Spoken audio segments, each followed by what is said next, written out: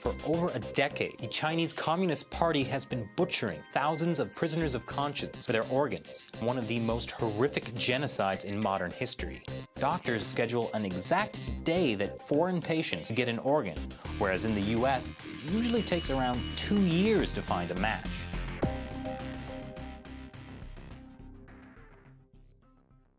How could one of the greatest crimes of the 21st century happen in one of the largest countries in the world?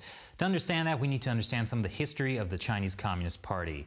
Anastasia, you grew up under the Chinese Communist Party. Can you tell us a bit about that? Yes, I did. And when I talk to my father's generation these days, I can still feel the fear, the trauma that they experienced. Cultural Revolution is a big tragedy in Chinese history. Communist Party aimed to destroy Chinese traditional culture. What they destroyed was basic human nature, was the way that our society was formed, the foundation of our society, the kindness between people. And my father's generation grew up in the midst of Cultural Revolution, and they watched their families and friends being picked out, publicly humiliated, and that's always been there in their mind. And as a result, Chinese people have learned to put their head down and not speak their mind.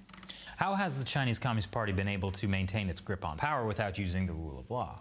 As Anastasia said, it's totally hostile, harmful to the Chinese people, and not in line with Chinese traditions, but it's very much in line with what communism does. Communism, the leadership is the vanguard of the proletariat, and you can see in the Constitution of China, it's all about the leadership of the Communist Party. But this vanguard of the proletariat, it's a few people. So how are a few people going to rule a large number of people without democratic elections? The way they do that is they create fictitious external enemies, and then they mobilize people behind this false creation of an enemy. So are you saying the party manages to maintain its power by always targeting, basically like a witch hunt, a group that is the enemy? I mean, originally it was the capitalists, but then the Chinese Communist Party switched to capitalism, and they had to find somebody else. Falun Gong was a good candidate because there was lots of them, they were everywhere. They were not going to defend themselves, and they were not communists, so they became a very easy target. David, I believe you had a point? Also, the Tibetan Buddhists have been treated outrageously, and the Dalai Lama, who's probably one of the most admired people in Europe. The Christians have been persecuted. It's always someone. The Uyghurs have been persecuted, scapegoated. I think there were 45 atomic bombs set off in the Uyghur part of China. There is a quality of kind of always digging oneself out of a previous crime. The problem for Jiang Zemin was make Tiananmen go away.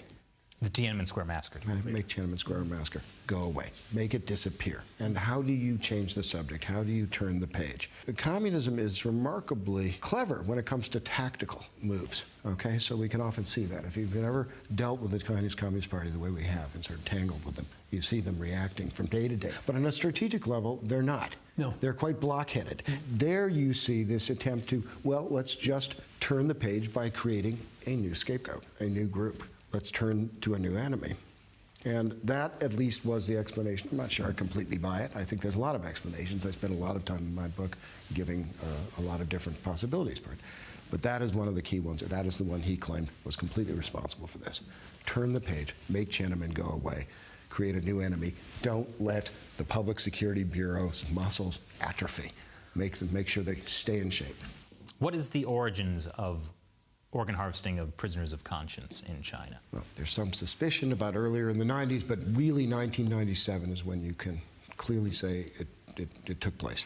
In the Gulje incident, you have 6 high-ranking Chinese cadres arriving in Urumqi, and a doctor, I've interviewed him, he's in Europe, he's told, go to the political prisoner wing in the Urumqi prison, start taking blood samples, map them out, map out who we've got, and well, why do I have to do that? Well, just because we're going to have to start tissue matching these particular people. These guys get their organs, they leave, 6 more come, and this goes on for about 1.5 years. These are tiny numbers. It's clear that something was happening at earlier time. And it went to an industrial scale operation against the Falun Gong community, a peaceful community of 70 to 100 million people targeted by the chairman of the party, and they were killed, as we say, 41,000 transplants by 2006. We can find no other explanation that they were taken from Falun Gong prisoners of conscience who had been convicted of nothing, were put into work camps, were blood tested and so on, and then when somebody came from the United States or Canada, they were taken out of a work camp and were killed, and their organ was flown to the buyer in Shanghai usually. So this was a big shift from the history of the Communist Party persecuting its citizens to the organ harvesting of Falun Gong practitioners. Basically, you had prisoners being executed for their organs in the 80s. In the mid-90s, at some point, probably in Xinjiang is where it takes place, you have live organ harvesting. All right, that's when it seems to come in. 1995, 1994, we have Enver Tohti on record. He performs a live surgery. We have other witnesses who are in the same region who describe screams coming out of the organ harvesting vans as if somebody's still alive in there. Then we get the first political prisoners being harvested in 1987, and then in 1999, it all starts to really go into a different world, and that's where we enter the really high levels of organ transplantation. How do you harmonize this image that the CCP is portraying across the globe of being, a powerful, respectable country with something as terrible as this happening behind the scenes? The image that we're discussing here of the CCP is not one that is particularly welcome, anywhere when dealing with China. Well, why isn't it? Just, companies are trying to do business in China. Right, because they don't want to know about mass killing. There are, states who are trying to deal with China on what, they're trying to get China to help them in some way, like cooperate with them on climate change, for example. I think the issue is not so much why are they doing that or how are they doing it, is why we outside are not reacting to this better or differently. And I think the reason is there's a lot of willful blindness, that people make money, they've got personal or company or government reasons for wanting to do business with China, and so they just ignore this because it's more convenient to do that. Anastasia, you had a point? Yes, because the nature of the crime we're talking about here, the evidence amount to potentially crime against humanity. And because of the nature of the crime, it necessitates a response from foreign government if taken seriously. So everybody is intentionally, perhaps, turning a blind eye on this because no one wants to be the one that's responsible of the moral responsibility to do something, take action. Not everybody is. The government of Israel and partly the Knesset in Israel passed laws barring Israeli nationals from going to China for organs when they discovered, a very renowned transplant scientist, Dr. J. Labby, discovered that patients were going to China for transplants at a particular time and place, and he realized then what was happening. So to their great credit, the Knesset passed laws barring trafficked organs. And of course, Taiwan has now done it last year, and Spain has done something quite similar too. So there are 3 countries that have shown real leadership in combating this. I think one thing the international community fails to realize is the differences in how the Communist Party structures the country versus in the West. For example, in the United States, it's not as if hospitals are answering directly to the US government. But in China, it's a very different situation with how the CCP has a direct hold on all levels of society. When I was in the Young Pioneer, every single class would have this vice chair of the Young Pioneer and numerous kind of heads or officials, class officials.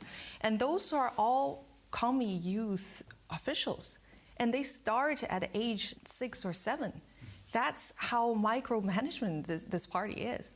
They start with the kids, and every street that they will have a street head, perhaps a middle-aged woman who wears a red band on their arm. Their job is to scrutinize on every neighbor. And this is probably unheard of in the West, but that's the pressure that Chinese people are born into. This extends very much, to the medical system. Like all these major hospitals, they have party cells. Some of them have websites, so you can see they have party meetings. They have a party secretary in these hospitals. A lot of the surgeons that we've been tracking, they double as party officials. There's one very well-known liver surgeon who's a head of an anti-cult association, specifically to attack Falun Gong. There are doctors who double as the head of a police hospital. The medical system is deeply meshed up with the party. There's also the structure, which is that for every government to function, there's a parallel party function, and the people are different, and the party functionary decides what the government functionary does, rather than the other way around. The government system is a shell or a set of puppets, and it's the party that fills the shell or controls the puppets. I mean, that's one difference with the Western system. Another is there's simply no rule of law. I mean, if somebody in the Liberal Party or the Conservative Party breaks the law, they can be prosecuted. But there's no such thing as prosecuting a Communist Party official who's doing something in a Communist Party function for breaking the law. It's the party that decides what the legal system does, not the legal system deciding whether the law is being respected. Yeah, to me, it's fairly simple. I mean, this is a surveillance society. Okay, that was my first book, was on basically how surveillance works in China. But that does not mean that everybody is really watched all the time. I mean, yes, there's the women with the red armbands, and there's a certain amount of that going on. But it doesn't mean their sort of electronic surveillance is necessarily taking place of everybody in China. But it does mean party members get watched, and it does mean the military gets watched. And where does organ harvesting begin? It starts in the military hospitals. It was always military hospitals run. And then the armed police get involved, and in fact it becomes almost competitive between the armed police hospitals and the military hospitals. It is impossible for the Chinese Communist Party not to be watching that activity and blessing that activity. Okay, so right from the beginning, and we haven't even gotten into that topic, but this idea of rogue hospitals and, you know, sort of triad elements, that this sort of idea gets danced out every once a year or so by the Chinese Communist. Can I just pick up on that military point? One of the cases we discussed in the book, The Bloody Harvest, is a I won't say what country he went with, but he went to a #1 People's Hospital in Shanghai. A Major 10 in uniform came in with a list of names. He went down the list, he picked out a name, came back 2 hours later with a vial with 2 kidneys in it. The kidneys didn't work. He went back 3 more times with 3 more sets of vials of kidneys. None of them worked. He went home to his country, came back about 3 months later, and they went through the same thing again 4 times. So since it was 2 kidneys, every time 4 people were killed before he got his kidney. And Well, explain why that is such a shocking fact. That 4 people, undoubtedly some of them were Falun Gong, perhaps most of them were Falun Gong, were killed so that this guy could have a kidney. So it's impossible to be able to find on short order matching donor organs. In the West, people wait for organs, and there's long waiting times. With China, it's the reverse. They can get organs almost immediately. It's the sources that are waiting for a patient to show up. Well, with kidneys, and people have 2 kidneys. In theory, you can donate 1 kidney and still survive. But we don't find surviving kidney donors. I mean, more recently, they set up a donor system, and it's possible. But when we were doing our initial reports, it didn't exist. So what we have is a vast organ donor pool, which is being killed when a patient arrives and needs an organ.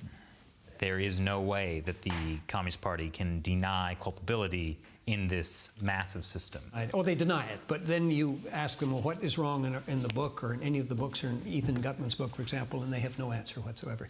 The argument is over, as far as I can tell, and I think there is no serious person that disputes this is going on a massive scale, and we say minimum 60,000 transplants a year are being done in China. They deny with baffle-gab, gobbledygook, utter nonsense. I mean, they just make up imaginary statements, produce figures without foundation, accuse us all of being anti-China, whatever. So there is no possibility this is rogue hospitals, as you say, or triads. I think what's so important about what we have discovered is that you can't do this kind of transplant volume with rogue hospitals. You have to have central involvement across the board. But with large-scale persecution, like, for example, Falun Gong, it's not just a few people, it has to be the entire society. And we have a chapter in the book called Sujiatan, and it's about Annie and her husband, who was a surgeon, and in a 2-year period, her husband removed the corneas from the eyes of 2,000 Falun Gong practitioners. He was paid the equivalent of hundreds of thousands of US dollars for doing these operations. He would take the corneas out, and of course they're still alive, and then they'd be unconscious. They'd go into another room, and all their other organs would be taken out. He started to have nightmares and he couldn't do this, and Annie, his wife, told him, you've got to stop this. The two of them managed to leave China, and she blew the whistle on this whole issue. That's the kind of inhuman system that was operating and is operating today in China with the medical profession. I think if you're asking about how this comes about in terms of motivation, I think there's a number of factors at play. One of them is compartmentalization. People at different parts don't know what the rest is doing, and this helps to make willful blindness function. People will say, well, I don't know, I see a body in the operating table, I don't know whose body it is, or I see a corpse that I'm cremating, I don't know whose corpse I'm creating, and so on. So that's one thing. Another, of course, is censorship, so that none of this is reported. You can't see through the media what's happening. You don't have the normal sources of information. And a third thing is incitement to hatred. I mean, as I mentioned before, the Communist Party is always making up these enemies, but it doesn't just say, designate somebody or some group as an enemy. They start these propaganda campaigns, and that was certainly true with Falun Gong, which depersonalizes, dehumanizes, marginalizes these people to the point where the few people who actually see and know what's going on, they'll say, well, Falun Gong are enemies, Falun Gong are not people, we can do whatever we want with them. And of course, there's the greed factor, all this money that's being poured into it, and the pressure of the party if you break away from them. So this combination, this confluence of events leads to this awful result. There's a great Nazi comparison. There were probably more than one psychologist, but Robert J. Lifton interviewed a bunch of Nazis in the 50s or 60s, I believe, Nazi doctors. And he observed that in their minds, the difference between healing and killing became blurred. And that's basically how they were able to justify what they did. In this case, it couldn't be any more clear, because they're taking organs out of bad people or non-people and putting them into Chinese citizens and saving lives and stuff. I'm sure that psychology comes in it somewhere, where they can somehow justify killing some people. Even right in the beginning of this whole process, you have these kinds of questions coming up. I think this has been present from the beginning, but you know, that's an evolution too. I mean, a lot of these doctors got involved in the one-child policy. They did forced abortions. They did them for years. If anything sort of starts that process, forced sterilizations began the Holocaust. It was the same thing. They didn't start by outright killing people and giving them lethal injections, that sort of thing. It was forced sterilizations. It's very similar in China. So you've had this kind of ramping up process within the medical community for many years. I see the party as an institution that has only one priority, which is keeping the party in power. In power is a group of mass killers. This is the party history, a history of mass murder with the murderers still in power. So it just continues unless something is done to stop it. I think you raise a very interesting point that the party exists to maintain the party. It's easy for a lot of people to see like a dictatorship and see this one person in power, it benefits him. But with the Communist Party, it's not about preserving the power of any individual. In fact, the history of the party involves many of its top leaders getting purged and killed.